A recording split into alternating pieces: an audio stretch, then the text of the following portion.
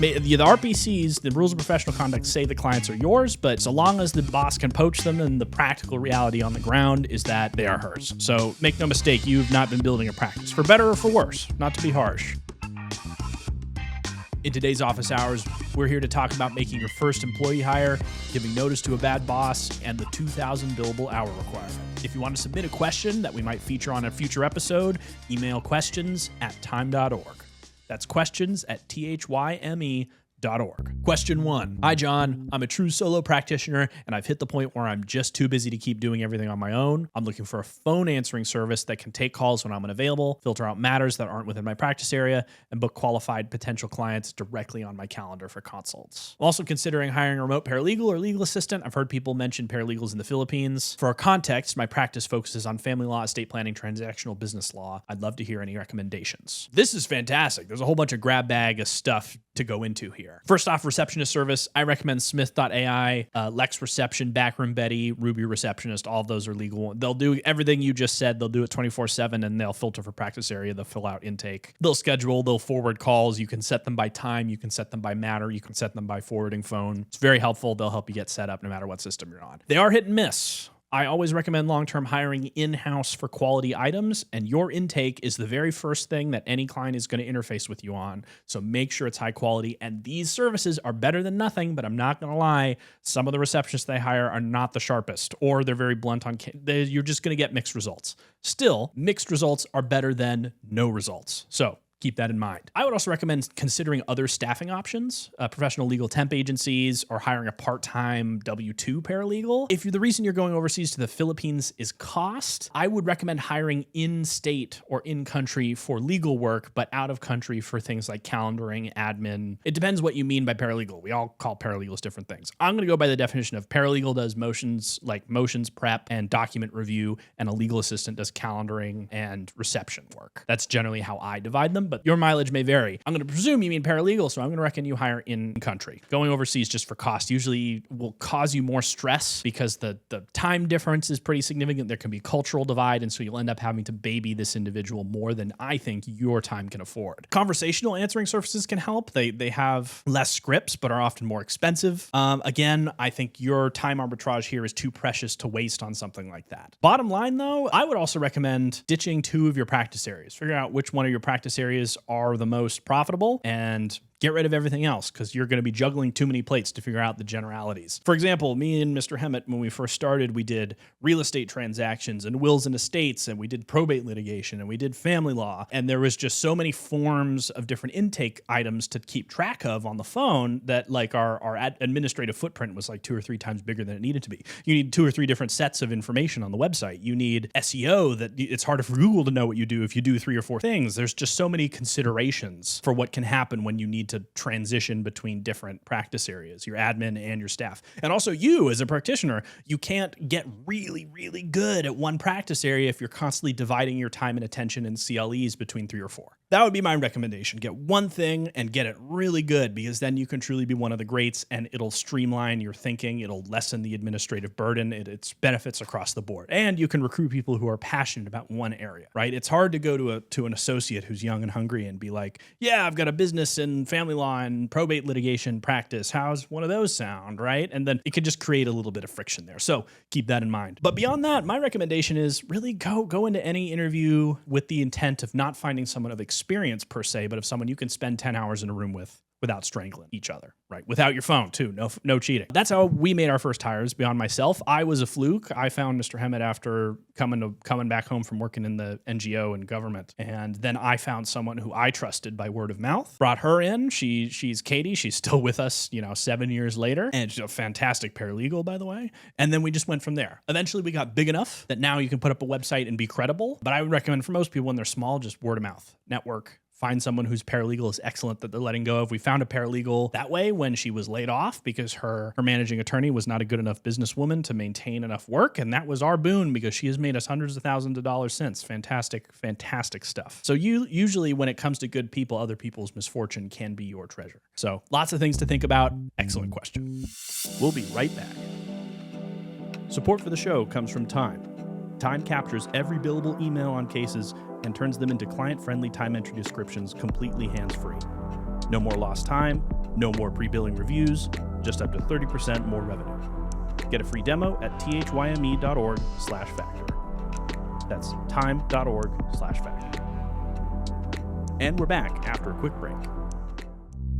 Question 2. Hey, John, I've been an associate at a very small firm for 12 years. So far, so good. I started during my 2L year, and when I graduated, there were several associates. But because my boss is extremely difficult, everyone eventually left. Off to a flying start, let me tell you. For years, I did everything: phones, admin, drafting briefs, even preparing homicide trials, all while being severely underpaid and working 70-hour-plus weeks. My boss justifies the low pay by saying associates can build their own practice, but in reality, she gets passive-aggressive anytime I get too busy with my own clients. Things improved slightly, so I stayed. But now, I finally have enough of my own business to support myself and open my own firm. At this point, the office is just me, an office manager, and her daughter, who graduated 2 years ago. I handle most of the writing and know every case inside and out. After she poached one of my clients this week, I'm completely at my limit. How much notice should I give? First thing I want to address is, oh my God. Well, first off, I want to validate your experience. This is very common. Like, first, a ton of solo and small offices don't have a succession plan, and they just string a hapless associate along and tell them they can build their own business. The locus of power in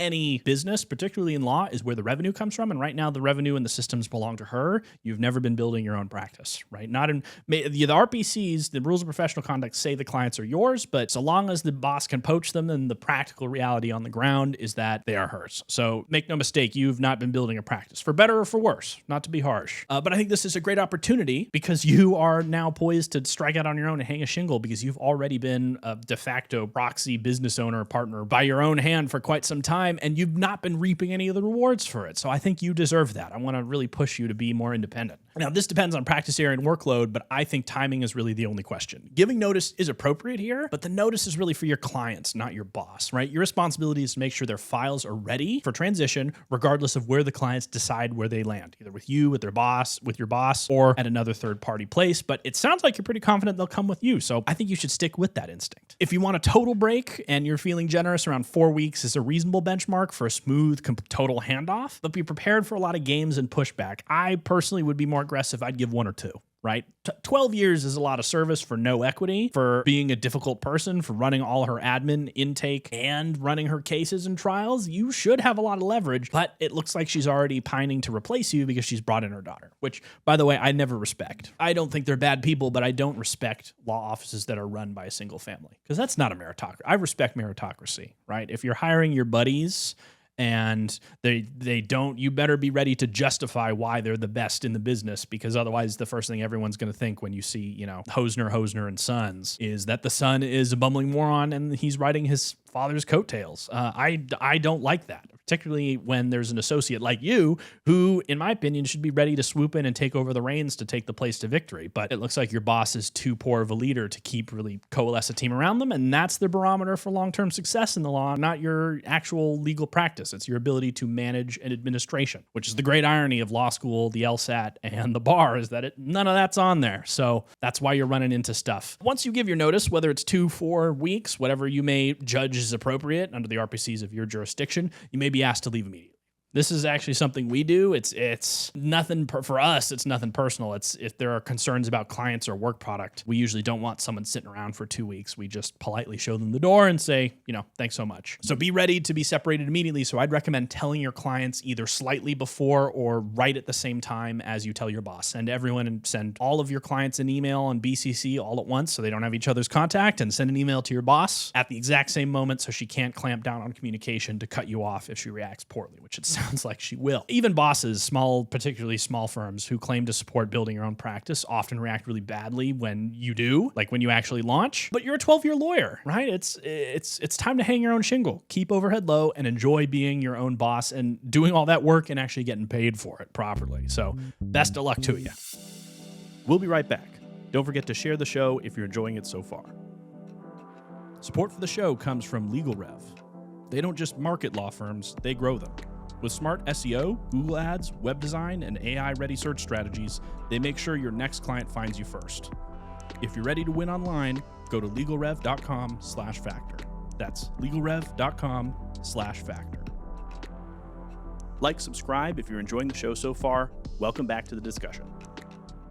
Hey John, I just landed my first job in an insurance defense firm with a 2,000 billable hour requirement each year, and I'm honestly really excited. The salary is great, but I'm brand new to the billable world. Woo! This is gonna be good. I'm trying to wrap my head around what I should actually expect day to day, how billing really works, what a typical work week looks like, and whether it's possible to have any kind of work-life balance while hitting those numbers. Basically, I'm thrilled about the opportunity. I just wanna make sure I start off smart. What would you do? Well, first off, fantastic. It sounds like this is a good transition for you. The salary is always nice. 2,000 billable hour requirements isn't the worst, but you're starting to 2,100, 2,000 is usually where people start pushing into like the big law numbers. So you said salary is great. I'm going to presume you're making enough money to make that worth it. First off, you should not expect to have a strong work-life balance. It's more of, I don't believe in work-life balance. I think it's like an ebb and a flow. Right? Sometimes you'll have more time for your life, and sometimes you'll have more time for your work, or demand more time for your work, particularly when you're trying to build something, when you're doing new things. That's either times of transition or new projects, or when you've been put in charge of a new team or domain. That's when work tends to demand more. And this is one of those times, I think. Do be prepared to do your time for a year or two and then transition on.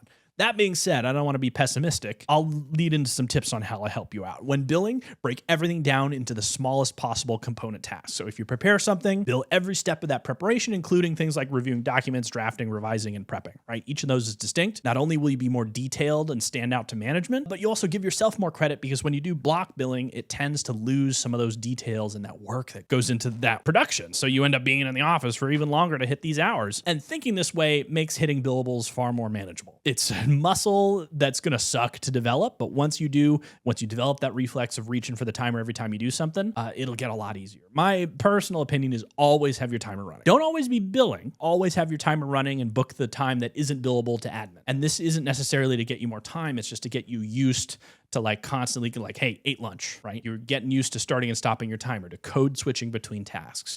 And finally, don't cut your own time. If something you do takes like 20 hours for what an experienced partner could do in 5, bill 20 hours. Even if a senior lawyer could do it even faster, that's not your job to editorialize. Your job is to give yourself credit for everything you're doing while you're in the chair, right? For the sake of your clients, for your sake, and for your partner's sake. Whether or not you end up getting billed for that time, your leadership team will know you're putting in the effort, right? And it's when I'm evaluating associates and paralegals work here at our office, it worries me far more when I see nothing than when I see lots of non-billable time. Because non-billable time means they're in the office, they're engaged, there's something I can sink my teeth into, there's a problem that can be solved. An absence of information is far more anxiety-inducing for a management team than almost anything else. So let the partner decide what gets cut. Cutting your own time, proceed at your peril. Thanks so much for the question. This episode of Office Hours is brought to you by Time. Guys, if you want to be featured on an episode or submit a question, email questions@time.org. Again, that's questions@time.org, THYME.org.